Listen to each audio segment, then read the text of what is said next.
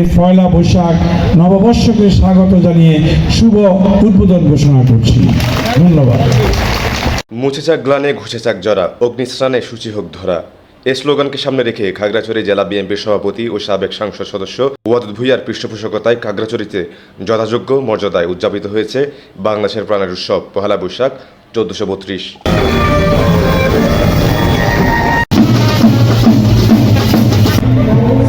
গতকাল সকাল 10টায় জেলার মুক্ত মঞ্চ থেকে আনন্দ শোভাযাত্রা করে খাগড়াছড়ি সরকারি উচ্চ বিদ্যালয় ক্যাম্পাস বটতলা এসে আনন্দ শোভাযাত্রাটি শেষ হয় এবং ওয়াদুদ ভূঁইয়া বর্ষবরণ অনুষ্ঠানের উদ্বোধন ঘোষণা করেন।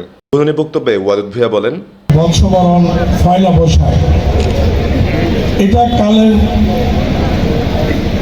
আবর্তে একটু পরিবর্তিত হলেও এটার সূচনা হয়েছিল কিন্তু অনেক বছর আগে, শত শত বছর আগে। এক সময় আপনারা আমরা বাবার হাত ধরে মেলায় যেতাম। পহেলা বৈশাখ উদযাপনে বিএনপি ও বিএনপির সহযোগী সংগঠনের নেতাকর্মীরা, বিভিন্ন সামাজিক ও ধর্মীয় সংগঠন, স্বেচ্ছাসেবী সংগঠন, যুব রেড ক্রিসেন্ট সহ নানা শ্রেণীর পেশার কয়েক হাজার মানুষ অংশগ্রহণ করে।